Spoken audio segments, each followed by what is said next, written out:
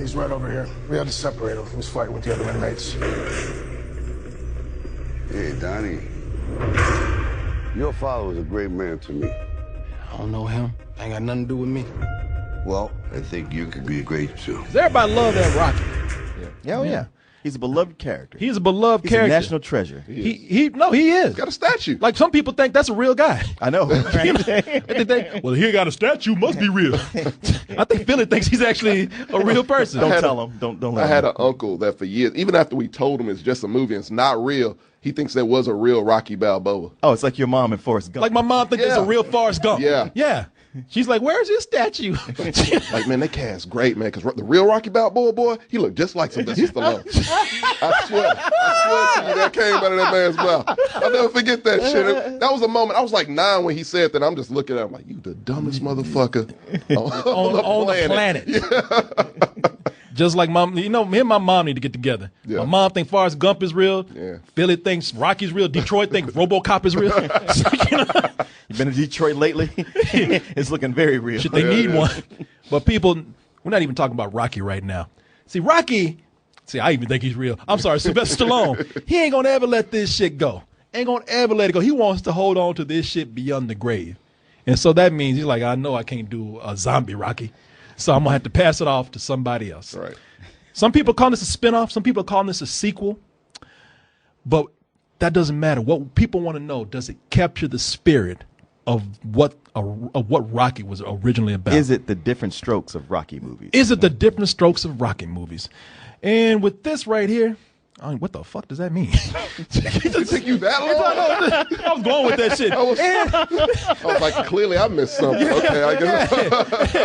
See those references I'm talking about, people? But anyway, in this spinoff sequel, whatever it is, we have young Adonis. And what does Adonis have to do with this this whole Rocky legend? Well, see, young Adonis, he always grew up with the last name Johnson. So when he learned that his father was the great boxer, some say the greatest in the world, Apollo Creed, it was no surprise. And why? Because he grew up beating the fuck out of people. I mean, it was like in his blood. Like DNA could pass off to somebody else for boxing. Kid just beating people up for no fucking reason. Yeah. You know, I can't help myself. Shit. But you know, I'm really sorry about that. Yeah, I'm sorry. But with this right here, with him having he grew up with a natural skill for boxing. Right. But the problem is that he's the product of an affair. His father, Apollo Creed. See, we don't know that story where he was actually fucking around on his wife and then had this illegitimate boy right here. So now people want to credit him with saying, oh, see, well, you good because you Creed. And he's like, I didn't even know my daddy. I'm a bastard kid. You know, I might as well be Adonis Snow or some shit. Right now, you know? Pretty much, yeah. Yeah. But he says, you know what? Now I got to go out and prove to the world that it was me that did this the whole time. He has to go out and try twice as hard to show the world that he has and will continue to earn everything on his own without his father's name, which they're going to put on him anyway. Hence the name of the movie. Martin, zoom that camera in a little bit for me, bruh. There you go. Go ahead, let's see. Yeah, sharpen, focus. There you go. That's good. That's good. All right. So, look, let me just tell you something. As I said, everybody wants to know, does this capture the essence of Rocky? I ain't going to even wait. I'm not going to even try to build this up. Yes, this has captured the essence of a Rocky movie more than any movie after the original Rocky. Yeah. Strategically, it's like they laid out the first Rocky movie frame by frame and said, all right, we're going to clip this part, and we're going to clip this part, and we're going to clip this part. Now take these pieces and build me a new Rocky. Build me a new Rocky. And see, and the thing is, that's one of those things where you're like, so is that bad? Well, it could be. Well, see, that's what everybody says. They say, but it's not. Oh, it's a formula. It's a formula. You know what?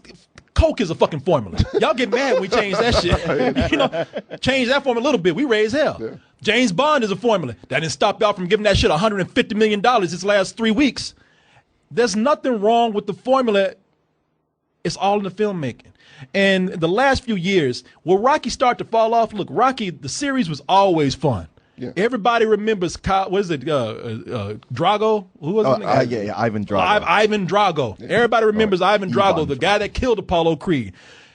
Everybody remembers Mr. T. Hell yeah. Oh yeah, Clubber Lang. That's my boy right there. Martin loves him. That's Martin's hero. That's Martin's hero right there. Everybody loves these movies for the villains, but see, that's where it got lost. Because it was mostly about the villains. And don't get me wrong, because those villains were cool. They were. Those villains were badass.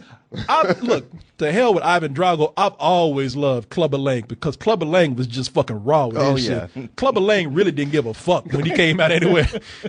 You know, that mother come out there. You never know that when he come out with that, hey woman, you know, he's messing with Mr. That's one of the best lines in movie history. Yeah. Hey woman. Yeah. Hey, woman. Listen here. Since your old man ain't got no heart, maybe you'd like to see a real man.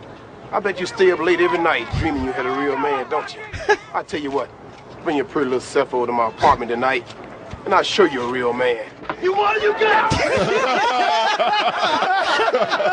Man, he played his ass like a fiddle. He really did. He thought he really had something to say. Yeah. Hey, woman, where's the nearest subway? You know, he thought he really had something to say. And you know, funny thing is, man, that's some real fucking villainy right there. Because he meant that shit. That's some real villainy. When you talking to a dude's wife like you her pimp. Hey, woman. You know, you're like, hey, woman, where my money at? You know, I'll put you on the corner, bitch. Yeah, hey, bitch. Hey, bitch. What you doing to that man? Get your ass back down the corner. Like some Ike Turner shit, man.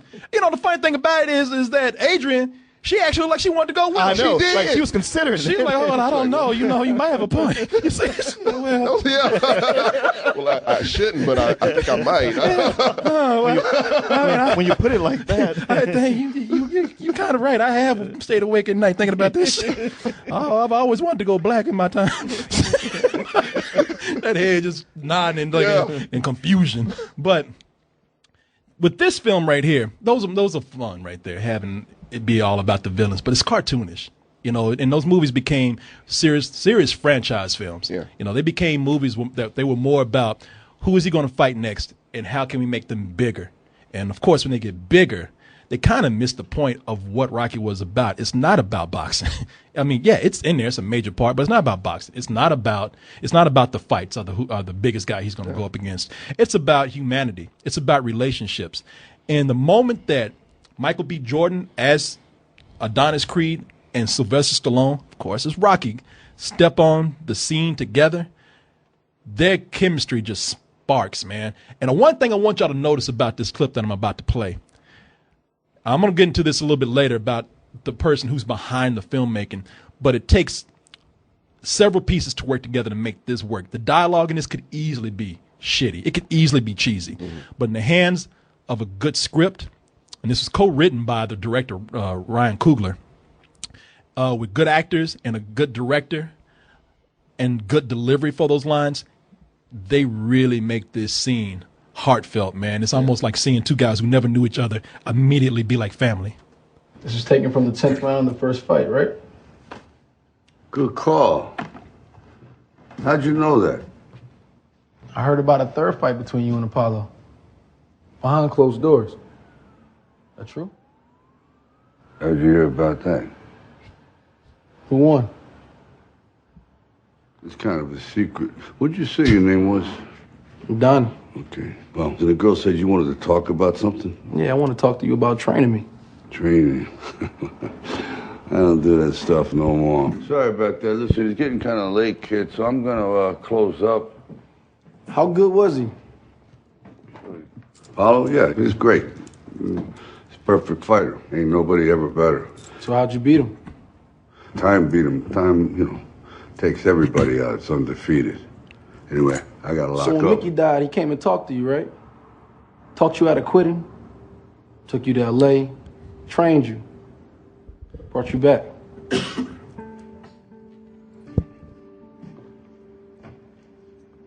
How do you know all this?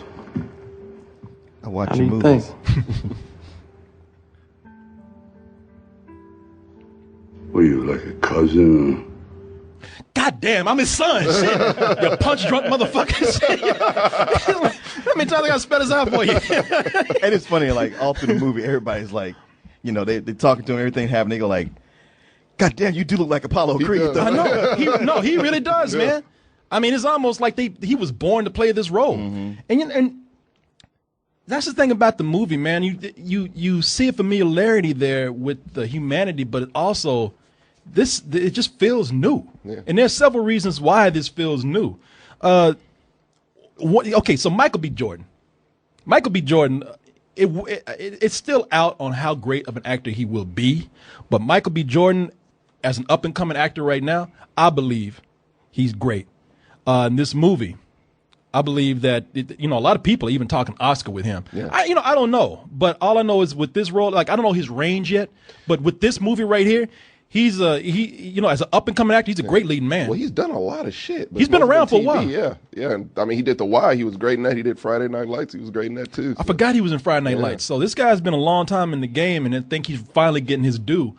And I enjoyed him in this, man. I thought he was awesome. But you and I've been disagreeing tonight on a lot of things. So I don't know. Well, man, we're just not the same people. And the thing is, I mean, golly, he's got that whole angry young man shtick going on. It's just so like You don't like that shit. I gotta sit through this for 2+ hours, and it's just not very long before he loses that.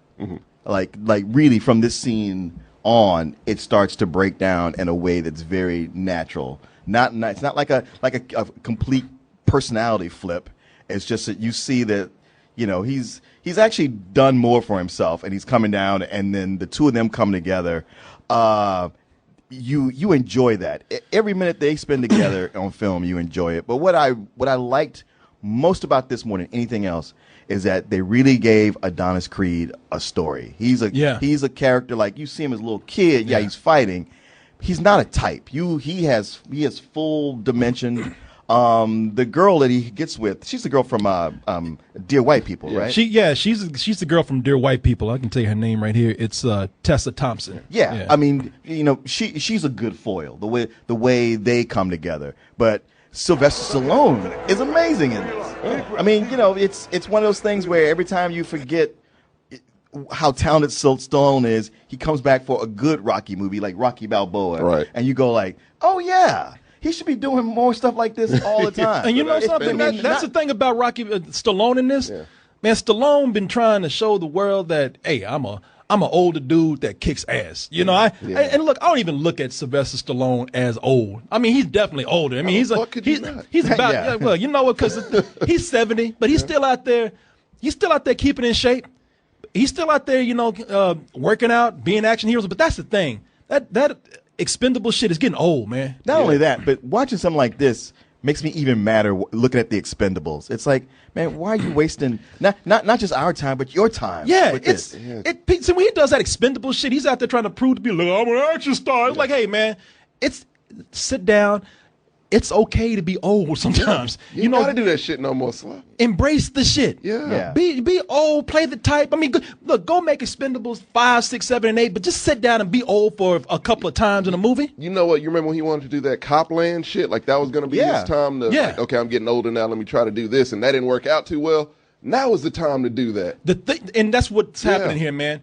He hasn't done anything like this since Copland, where he just let himself go. That shit fucked him up. I know. He got fat and said, I will never do that shit again. Right. But he was like, what, it wasn't a blockbuster? Okay, no more. But with this, he lets himself go. He plays his age. He plays a sickly 70-something. Yeah. And I could buy that. And with that, there's a humanity in himself. He seems more real. He actually seems, I mean, granted, he's sick and everything, but he actually seems more vulnerable.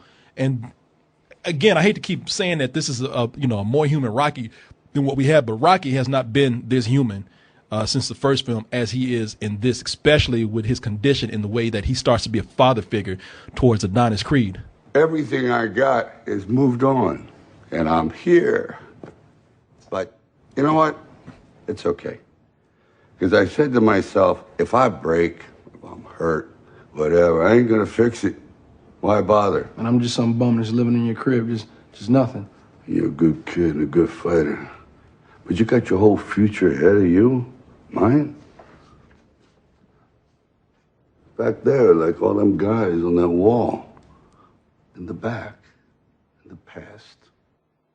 He ain't never sunk himself into a role like this. He's loving everyone. Tell you, man. That shit got me. Did you hear how he gave that line right there? Like he's like savoring every word. Here, did you hear that? I'm here. Yeah. Everything I got dare. is moved on, and I'm here. I challenge anybody to watch that scene and not well up. Yeah. And the thing about that scene, what you don't see, is that he, after it's done, he says something to Adonis that's really fucked up, man. It's like they're family, they're very close. He keeps calling him Unc through the whole movie, like Uncle. Yeah.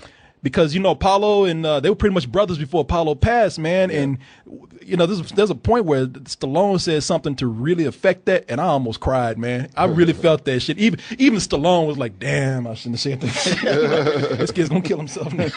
But it's a very emotional film, man, for this to be a Rocky sequel. I mean, you spin off whatever, but I've never had this kind of emotion watching a film that's pretty much about boxing, much less a Rocky boxing movie. Well, it does exactly what the first Rocky does, and is like how it makes you feel, because it does bring you from that ground up, and then it's such a feel good movie, and you're riding the wave of it, you love it, and then you hit this part here that's like very emotional, where you're like, well, damn, I didn't know it was going to be like this in damn Shit, movie. I thought they was going to beat the shit out of each other. and then it brings you back around. I mean, it really is the feel-good movie of the year, but like it earns it. It's not just, you know, puppies and rainbows. It takes you through everything. But like of all the movies you might watch this year, you come out of just feeling pumped up and like, wow, I just saw something. Yeah. I feel like this is gonna be like the new Guy Cry movie where it's okay to cry. Everybody gonna be crying. It's one of those. But it's gonna be everybody gonna be crying. But this is gonna be the one for the guys to go in and, you know, it's cool for them to cry. Yeah. It's about boxing, Right. Yeah. You know, Only sport. Oh yeah, no, only sports movies can you do that. But you know something else. Something else about it. It has over most, if not all, the other Rocky movies. Is that there's real boxing in it. Like if you look at their actual boxing technique, it's actually more on point with real boxing. Because for years I watched Rocky movies, and Rocky would just never throw a jab. You can't be heavyweight champions. All haymakers. Yeah, it's all haymakers. It's all swinging wild and uppercuts. But see, that's the thing about Ryan Coogler. Like, we're looking at this scene right here. Yeah.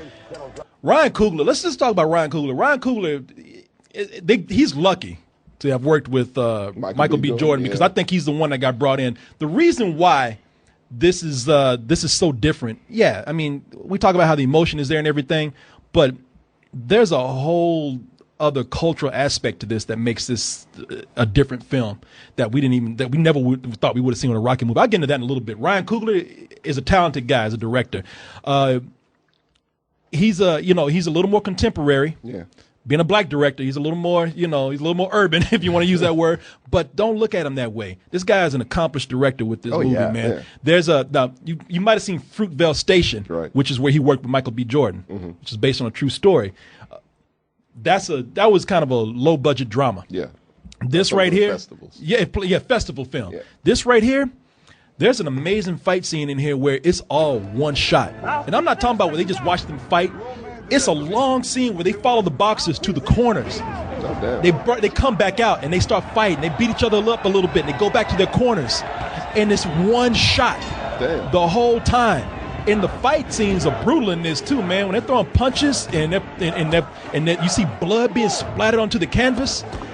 This guy, technically, this is probably one of the most technically accomplished Rocky movies too. I mean, give technology and what we can do with film today probably credit, but still, the thing is that Ryan Coogler, a lot of people are saying that you shouldn't hold his race against him for this movie, or you shouldn't bring up race in this movie. It should not be a factor, and rightfully so.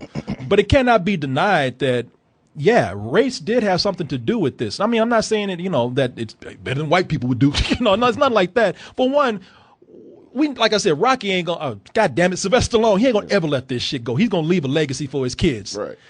I thought he would have passed it off to an Italian dude.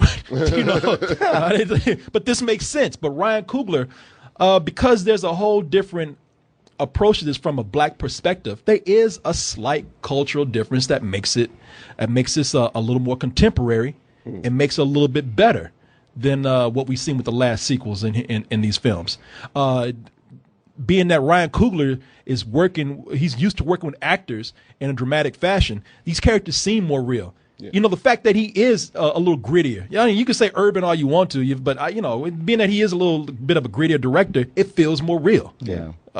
Sometimes you don't. I mean, the money is there, but you don't even feel like you're watching a big budget movie because these characters seem so real sometimes. Well, it's nice to know that he's not one of those directors who's good with a little bit of money, but not so much with a lot of money. Yeah. Yeah. Exactly. Exactly. We've been seeing a lot of them fall lately. Yeah. You know, it's and he does, again, being a contemporary director. I mean, white or black, he brings a different creative sensibility to this that you haven't seen in a while. Mm-hmm. They introduced some boxers in here, and when they introduce the boxers, you see them freeze frame, and they look like a title card poster or something. Man, it's good young director with a different pair of eyes coming in and taking care of with a vision. Yeah. This truly is almost like James Bond in a way, in that James Bond is not the character anymore. It's the formula that carries it over. Right. Sometimes it's the actor. You know, it's not always just the James Bond name. You know, it's what we want to see the James Bond do, and it's the same thing here. It's a formula, but it's a formula that we want to see. We just want to see it done a little bit better more often when they continue to make movies. And this is a genius way to do it by making it a sequel and not about Rocky anymore. And I have to say that, you know, look, there are some parts in the movie where it's cheese. It's some major cheese going on in here. The romance that he has in the movie that we talked about with what's her name? What'd you say it was Tessa something? Tessa Thompson. It's a little cheesy, typical romance. Oh, it's true. You love to fight, right? Yeah, it makes you happy, right? Yeah, and you are Apollo Creed's son. You know, I mean, she's good, but it's some typical shit. I mean, you're downplaying her, saying, yeah, she's good, but what she is, what you don't get most of the time, is that she's not just a device. She's not just a girlfriend. You get a glimpse into her life and get to see, like, okay, she's a person too. She's not here just to serve him. They do something. See, I swear I disagree. Like, they gave her, she's like, I got one handicap, you know, and it's like, oh, that makes it different. But the storyline to me plays out. I completely forget. I ain't hating on it. I just got to disagree with you. I got to find something. I know, you got to find something. Shit, me and Martin about to go at it in a little bit. But, you know, and there's some moments in here where it's real. Like, they have, like, those really corny Rocky moments in here. Yeah. They got that scene where they're all going down the street and he's moving in slow motion. They're racing around him, and there's a whole sequence where they are like pretty much going around him in circles. These guys on the dirt bikes, and he's in the middle like yeah, and Rocky's up in the window looking at him. He's like, yeah, give him a thumbs up, yeah, Creed, you know, and it's like, okay, all right, you know, this movie felt so real. You know, you didn't need to do that to get my emotions. You already had them, right? But I don't know, man. It's a really good film on its own. I mean, take Rocky out of it. This is what Southpaw should have been. That's what the whole time I was thinking when it was done. I was like, they should just invite Antoine Fuqua to the premiere just so they can give him a shout out and go like, eat your heart out, son. They probably did. He didn't want you do it. Yeah. This, as far as the boxing film goes, this is great. It's just a good film on its own. But yeah, as far as being a Rocky movie, they pulled off a miracle, man. They actually made a relevant Rocky movie that is worthy of being one of the better movies of the year. Yeah. And to be honest with you, say what you will about Michael B. Jordan, I'm still wondering if I still need to see some movies and think about it to see if he's worthy of getting an Academy Award nomination for Best Actor. Mm-hmm. But Stallone, man. Yeah, that's what I'm just thinking. Best supporting. Just from that clip, he better get something. Yeah. No, I mean, just what he does through the whole movie, but that clip especially. Yeah, best supporting. Yeah, definitely. Yeah. So this is a high full price, man. Did he get nominated for Rocky? Yeah. Okay, I thought so. He did. Yeah. Maybe he could finally have his revenge. Yeah, right. Get it now. Now would be the time to give it to him. I mean, I can't imagine him. I would love that. Doing another one of these until they make Creed 2. No, I agree with everything you said. 100%. As much as it kills me to do that. Another cool thing about it, like, it's part of the Rocky canon and the universe, but it also makes a reference to all the Rocky movies except 5. It's almost like everybody's like, man, fuck 5. Man, there's even Stallone in the movie. They make a reference to 5, and he said, "Yeah, that was something." Yeah. Yeah, did you have a son? Oh yeah, thought he was too good. Yeah, I'm happy for him. Don't worry about him. I'll never see him no more. Pretty much, man, he wiped him out of his life. I was gonna ask about that. He did everything but say, "Yeah, he died in the plane wreck." You know, I never want to see him again. So they didn't want to add on to his They just didn't want to add on to that shit. They just want to, man, they want to move the fuck on. So no more Milo Ventimiglia. I was like, that was perfect casting. He even said, he tried boxing, he wasn't good at it. So, Right. Yeah, he was sorry. Yeah, he sucked. Yeah, he's the accountant up in Philly. So, he's in Jersey now. But yeah, it really. Don't let people. I mean, look. Don't think that we're being, that we're exaggerating. This really is one of the best movies of the year, to the point where people are just cheering at the end of the movie. Really? We fucking know what's going to happen. We were still like, yeah, Creed. High five at each other. Oh man, yeah. I mean, people are. Everybody in the movie is good. What's her name as his adopted mom? Oh yeah, Mrs. Felicia Huxtable. Rashad. Felicia Rashad in this is good. I mean, and I love her because she plays one of them black mamas in the movie where Creed is tough, but he still believes that his mom will beat the shit out of him. I ought to knock you out myself. Look, and he's like, yeah. Man, Felicia Rashad is my mother to a T. Like my mom looks like Felicia Rashad. And you look like that when she talks to you. You goddamn right. Like you can't even look at her. Like that's the worst opponent he's ever been against right now. Yes, ma'am. Yes, ma'am. Yeah, she'll knock me the fuck up. I say something. I keep my goddamn mouth closed. Look at that motherfucker looking at the floor. What you say, boy? What you say? They don't know what we've been through. You belong here.